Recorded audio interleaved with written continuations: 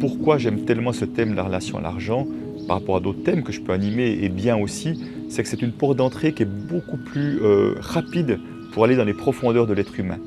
Parce qu'on a donné tellement de poids à l'argent, on a donné tellement de pouvoir à l'argent, que ça parle vraiment de nos peurs existentielles. Souvent l'expression « gagner sa vie » sous-entend qu'on peut la perdre, donc mourir. Donc on donne le pouvoir à l'argent de nous maintenir vivants en quelque sorte. Donc ça parle de peurs vraiment très très fortes. Mais ça parle aussi des aspirations profondes des êtres humains qui donnent le pouvoir à l'argent de rendre ça possible ou pas, ou qui s'empêchent de se réaliser, comme je l'ai fait moi-même pendant une période, pour des peurs ou des questions d'argent. Donc ça parle beaucoup de la relation de nous à nous, de la valeur qu'on se donne, donc de l'estime de soi, mais également de l'amour qu'on se donne. Parce qu'au fond, chaque fois qu'on se sacrifie, chaque fois qu'on s'empêche de vivre quelque chose qui aurait du sens et qui nous amènerait de la joie, c'est qu'on n'est pas beaucoup en amour avec soi-même, malheureusement. Ma relation à l'argent, elle était plutôt compliquée. J'essayais de compenser avec l'argent quelque chose qui n'était pas présent en moi. Je croyais que ça me faisait du bien, que c'était la solution, alors qu'au fond, ça ne m'amenait aucune solution à mes problèmes d'insécurité. Partout où j'ai travaillé, je cherchais à être apprécié. Ça, je peux vraiment voir que je cherchais le regard positif de l'autre. Et dans ce sens-là, j'avais une grande capacité à faire le caméléon. Donc ça, j'étais vraiment très très fort. J'avais une sorte d'intuition par rapport à ça. Et c'était encore vraiment une fois correspondre à ça pour recevoir de l'attention positive, c'est très clair. J'ai vraiment donné tout le pouvoir aux autres de décider la valeur qu'on me donnait en termes financiers. Ce qui fait que après coup, je me suis rendu compte bien plus tard que j'étais régulièrement moins bien payé que les autres, inévitablement, puisque je ne demandais pas ma part. Donc certains la donnaient parce qu'ils estimaient juste, mais d'autres donnaient un peu des sucres pour me faire plaisir, mais au fond, j'aurais pu exiger plus, très clairement. Je demandais des montants absolument ridicules comme salaire possible. Au fond, ils m'ont dit, vous savez, vous avez le droit de demander plus, donc ça devait vraiment être ridicule pour qu'on me dise ça. Mais c'était tellement parlant, au fond, du peu de valeur que je m'accordais.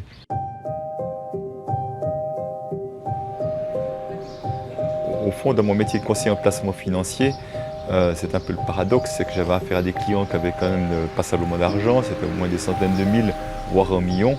Et puis moi, de mon côté, je gérais mon budget qui n'avait juste rien à voir du tout. Donc il y avait comme une sorte d'immense décalage entre mon quotidien professionnel et mon quotidien à la famille en quelque sorte. Alors, en fait, moi je mettais beaucoup de contrôle au niveau financier. J'avais un compte qui s'appelait Réserve, dans lequel je faisais des cases de tout ce qui pourrait bien nous arriver. C'était les appareils dentaires des enfants parce que c'est pas remboursé en Suisse ou peu remboursé. C'était les franchises d'assurance, d'un coup il y avait un accident de voiture, il faut payer les 2000 premiers francs. Après c'est les franchises d'assurance maladie accident, on doit aussi payer certains montants. Donc je calculais tout ce qui pouvait arriver et chaque fois je mettais des cases. Donc il y avait des montants bloqués comme assez conséquents, ça pouvait être quelques dizaines de milliers de francs parfois. Et après, quand j'avais plus d'idées sur qu'est-ce qui pourrait arriver, je faisais une dernière réserve qui s'appelait divers et imprévus, si tout à coup j'avais manqué quelque chose. Et c'est là que quand de temps en temps notre compte courant était dans le rouge, que je sonnais le tocsin à la maison, ça va plus, on dépense trop, et que Anne-Chantal me demandait, mais amène-moi les comptes, et elle dit, mais c'est quoi, c'est 35 000. Je dis, ça tu fais comme si ça n'existait pas. Tout ça a une répartition très précise.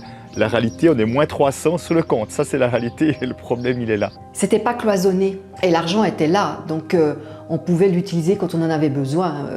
Mais pour lui, c'était vraiment d'accumuler de l'argent pour se sécuriser quelque part. En fait, pour moi, il a eu une gestion, il le dit lui-même, hein, et c'était un écureuil. Moi, ça m'a permis d'être détendue avec l'argent, en fait. Comme si lui, il était un garant, il faisait barrage à mes propres peurs pendant des années, qui se sont réveillés au moment où il a décidé de devenir indépendant. Mais j'ai pas été beaucoup creusée derrière ces peurs.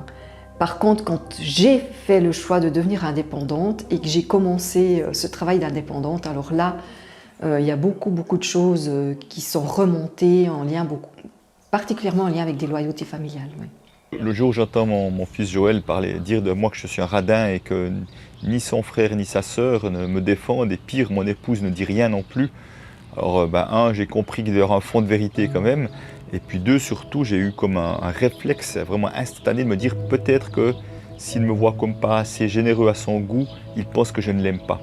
Et ça, c'était une pensée insupportable pour moi.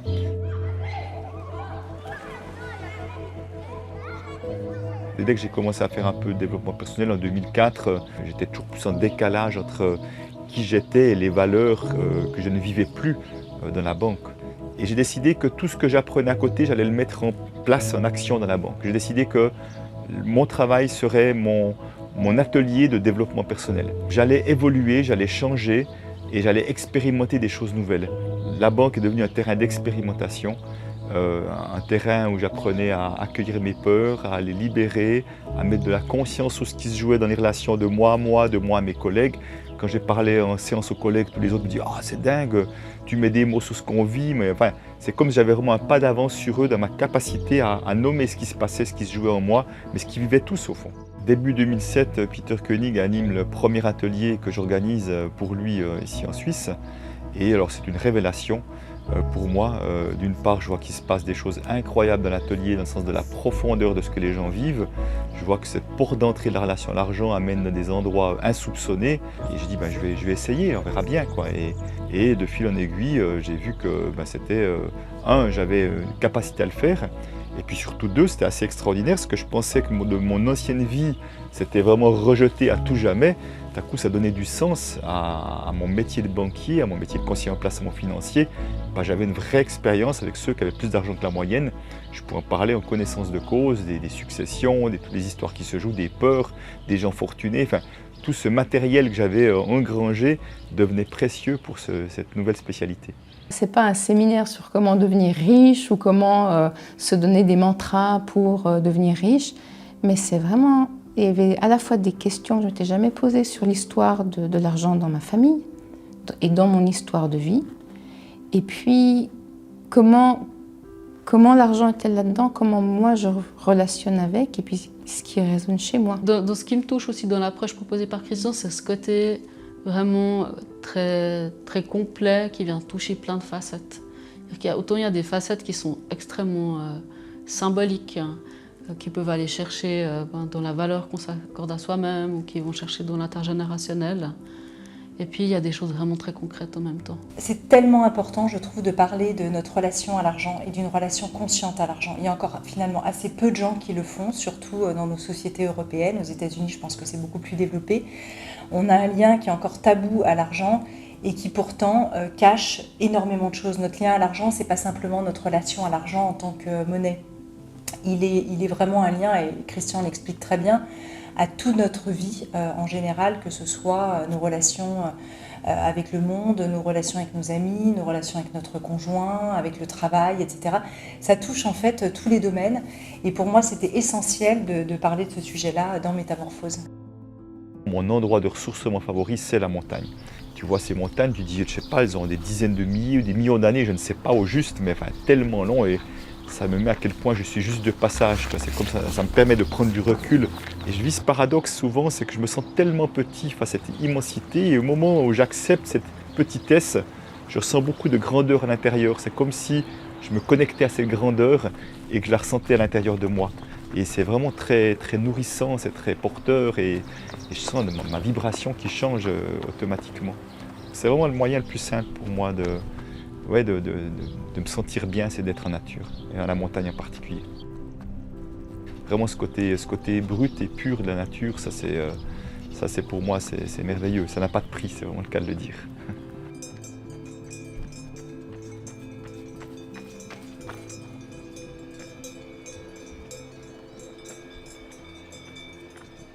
Je pense qu'avec Anne-Chantal, ce qui fait en partie, en tout cas, la fluidité dans notre couple, c'est qu'on a justement des intérêts communs. La nature fait autant l'un que l'autre. On aime ça, on aime la montagne les deux. Si on aimait la mer et la montagne, ce serait plus compliqué, mais on aime les deux la montagne. On adore aller dans ces lieux-là. Donc nos sources de ressourcement sont pratiquement les mêmes.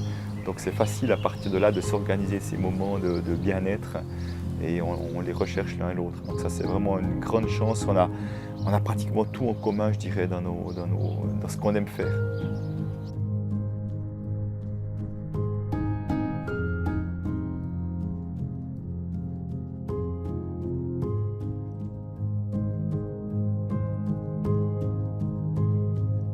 Les questions que j'aime bien poser à mes clients potentiels, c'est est-ce qu'au fond, vous donnez le pouvoir à l'argent de vous empêcher de vous déployer?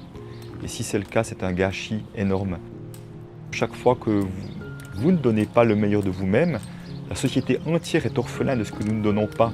Il ne s'agit pas de se culpabiliser, mais de se dire si l'argent m'empêche de quelque chose, c'est que j'ai à m'occuper de ma relation à l'argent. Parce que ce n'est pas juste. Et au fond, je crois que chaque être humain est comme moi, il a envie de contribuer à quelque chose de positif. Donc chaque fois, je me pose la question, comment est-ce que je peux contribuer plus et mieux? Et qu'est-ce que je peux mettre en place qui va permettre cela, tout en me respectant bien évidemment. Donc c'est vrai que ce chemin de pacification de relation à l'argent passe inévitablement par changer son regard à soi et qui changera son regard aux autres et même changer son regard à la vie. Je parle beaucoup de cette notion de confiance en la vie, comment on peut s'abandonner à la vie, savoir qu'il y aura toujours ce qu'il faut plutôt que vouloir mettre du contrôle et penser qu'on doit se débrouiller tout seul, qu'on peut compter que sur soi. Ça c'est très anxiogène. Donc c'est vraiment comment on peut s'ouvrir à quelque chose de plus grand.